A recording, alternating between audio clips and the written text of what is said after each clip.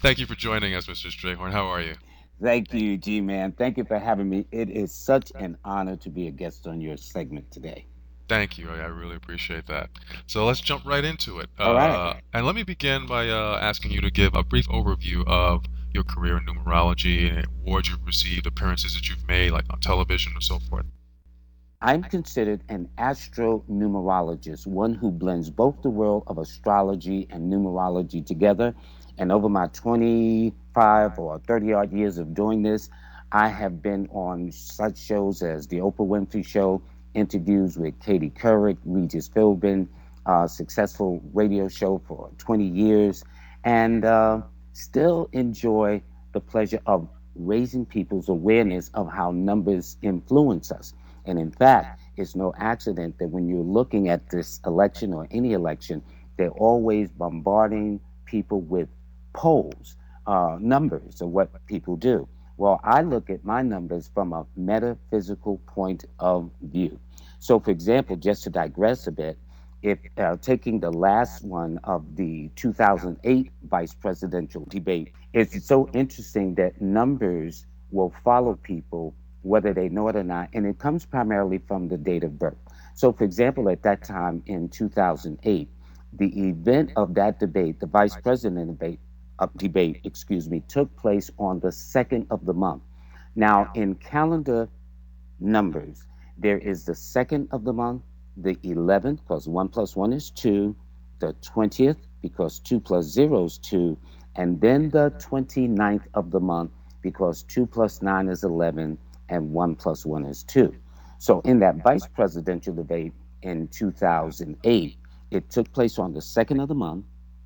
It was against Joe Biden, who was born on the 20th of the month, 2 plus 0 is 2, against Sarah Palin, who was born on the 11th of the month, 1 plus 1 is 2, moderated by Gwen Eiffel, who happened to be born on the 29th of the month, and 2 plus 9 is 11, and 1 plus 1 is 2. Now, to give you an example of how twos will follow, in this case, if you looked at Sarah Palin, she was born on the 11th of the month. She was the 11th governor of Alaska. And then, not only that, but when she was brought to the public by John McCain, the date was the 29th of the month, and 2 plus 9 is 11. And in fact, it was on August the 29th, John McCain's birthday, and her wedding anniversary at the same time. So when you fast forward to the VP debate of 2012, this debate is taking place on the 11th of October. 1 plus 1 is 2. Joe Biden, the Democratic side, he's born on the 20th. 2 plus 0 is 2. And the debate is against Paul Ryan, who happens to be born on the 29th of the month. And 2 plus 9 equals 11, and 1 plus 1 equals 2. And it happens to be moderated by Martha Radich, who, although she's born on the 14th of the month, she's born in the second month of February. So, in the case of the debate of 2008 and this debate of 2012, the VPs that are debating happens to have a two influence around them. When you say they have a number two influence, could you go into a little more detail about that? What does that say about them? One, as candidates, and two, as men. Well, twos are very detailed, first of all. Two is one of those numbers symbolically that says they get sometimes caught in the minutia, but it's the little nuts and bolts that hold things together. And if you take the nuts and bolts out of things, things fall apart. Well, two people are very detailed. For example, they said that Paul Ryan is very detailed about statistics of economics. We'll see. But at the same time, you can't take anything away from Joe Biden, who's a number two himself. So it's like they're both on an even thing. And what's interesting, two rules the female principle, meaning people who are sensitive, emotional, kind, considerate. And it tells me that although both these men are political animals as such, believe it or not, they're probably in their own respective worlds very romantic, very kind, and very considerate of their mates, their family members, and their friends. And when you begin to look at the presidents that have governed the United States in the 300 and something odd years of U.S. history, there have been very few presidents under certain signs. So, to digress, back in 2008, when then Senator Obama was running against Senator John McCain, both of them were born in August. Both men, in fact, were left handed. However, although they were born in August, they were born under different signs. Then Senator Obama was born under the constellation of Leo, and John McCain was born under the constellation of Virgo.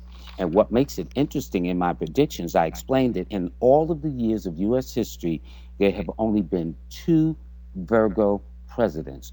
The first one was Howard Taft, the 27th president, born on the 15th of September. And then the second one, Lyndon Baines Johnson, actually became the president by default on November the 22nd of 1963 at Love Field in Dallas, Texas, right after the assassination of John F. Kennedy. So, knowing the history, I was making the statement that there have been more Leo presidents than Virgo. So, it was easy for me to make that kind of assessment that more than likely a Leo would probably win more than a Virgo. And so is the case for this election of 2012. What do I mean? Well, that Mitt Romney is a Pisces born on March the 12th, and President Obama is a Leo born on the 4th of August. Well, again, if you look at the history of US presidents under zodiac signs, the last time a Pisces president was in office was back in 1893. I will repeat, the last Pisces president, Grover Cleveland, born on the 18th of March, was in 1893. Before that, it was 1885. And in fact, the only outstanding thing with the Pisces president at that time was that he is the first and only president that was elected in two non consecutive times. That's why, although President Obama is the 44th president, there have only actually been 43. Grover Cleveland was the 22nd president elected in 1885. He lost the re-election and ran again for the 24th president. So he's the only president that has that distinction. But other than that, the odds makers in Las Vegas probably wouldn't give that a chance. That if the last Pisces president was in 1893, I don't know.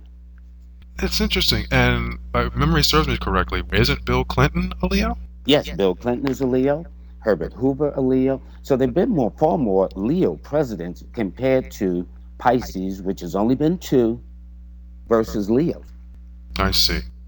Let me just take it back to the upcoming vice presidential debate for a second, and I want to focus on the astrological aspects. We covered the numbers, numerology, but I'm interested in knowing as far as Biden and Ryan are concerned.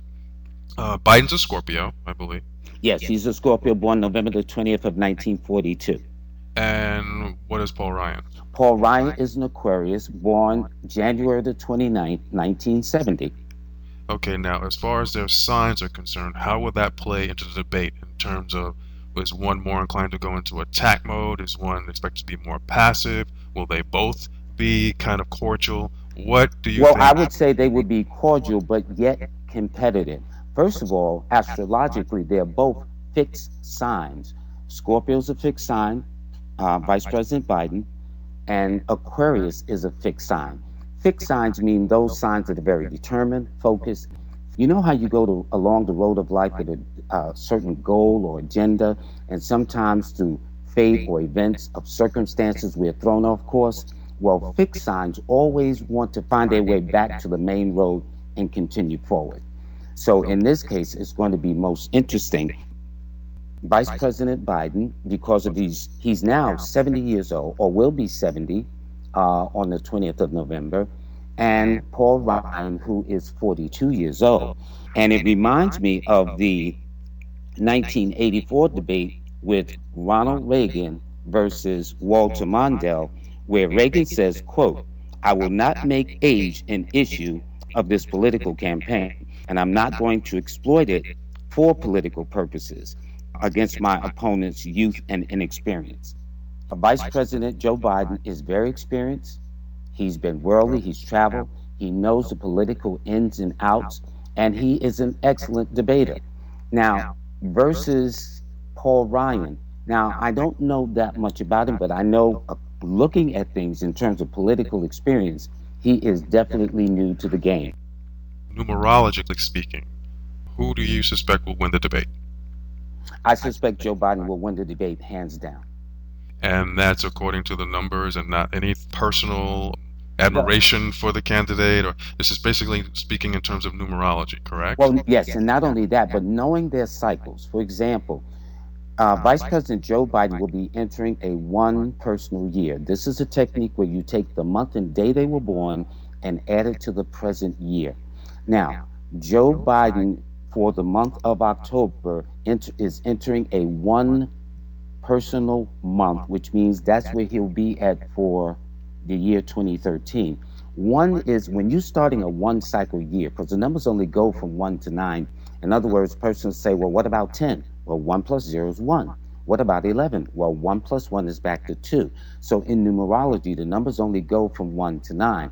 And anytime a person enters a one cycle, whether it's a one day or 1 month, as Joe Biden is doing, then it simply means they take the initiative. They're more assertive, they're more confident, they're more aggressive in terms of what they want, in terms of their goals and agendas and things of that nature. Whereby, if I look at the cycle of Paul Ryan, he is in a 9 personal month, which is in fact his direct opposition number. So I would say that beginning this month of October, going into 2013, the tide will be more against Paul Ryan. Now, believe me, it's not because of who I am, my political views. I'm looking at the numerical cycle of things. So, in the reverse, had at that time of 2008, John McCain had been a Leo and Senator Obama had been a Virgo, I would have had to give the odds more to John McCain. Nothing personal, no matter how I may have felt about it. And that's the beauty of these metaphysical sciences. It leaves all emotional things out there and go with complete objectivity. Mr. Strayhorn, it's been a privilege having you here, and maybe we can have you come back and give us a forecast for the second presidential debate. Thank you very much, G Man. I would be honored to do so. All right, thanks again. Thank you.